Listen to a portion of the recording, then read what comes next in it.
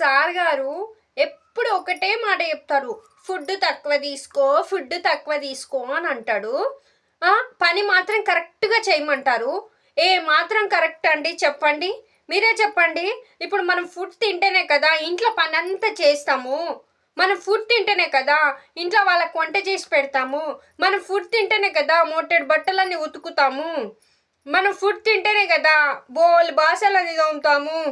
Food తినకపోతే ఎలా అండి చెప్పండి. మరి మేము అందరిలాగా రెస్టారెంట్లకి, షికార్లకి, సినిమాలకి ఏమైనా తీసుకోమంటున్నామా? ఇంట్లో ఉన్న అన్నమే తింటున్నాం కదండి. ఈ మగవాళ్ళు కూడా తినే తిండి మీద కూడా ఏడుస్తున్నారు. ఇది ఏ మాత్రం కరెక్ట్ అండి? నిజం చెప్పండి. రైటా రాంగా చెప్పండి. ఇన్బాక్స్లో మెసేజ్ చేయండి. మీ ఇంట్లో వాళ్ళు కూడా మొగోళ్ళు ఇట్లనే ఉంటారా? ఇంకొకసారి మీ ఇంట్లో కూర్చొని తింటున్నావు అని ఎవరైనా మీ భర్తలు అన్నారనుకో, మీరు ఏం సాఫీగా ప్లేట్ తీసుకొని బయటికి వెళ్ళిపోండి. డోర్ బయట ఉండి ఆ ప్లేట్ తీసుకొని బయటనే తినండి. ఎప్పుడు చూసినా ఇంట్లో కూర్చొని తింటున్నావు అంటున్నావు కదా, అందుకని బయటికి వెళ్ళి తింటున్నా, ఇప్పుడు నీ కళ్ళు చల్లబడ్డాయా అని అనండి. ఏమంటారు? మంచి టిప్ చెప్పాను కదా. అంటే ఇంట్లో తింటున్నావు, ఊరికే కూర్చొని తింటున్నావు అంటే ఇంట్లో పని అంతా ఎవరు చేస్తున్నారు? వాళ్ళ అమ్మ చేస్తుందా, వాళ్ళ అయ్య చేస్తుందా? మనమే చేస్తున్నాం కదా.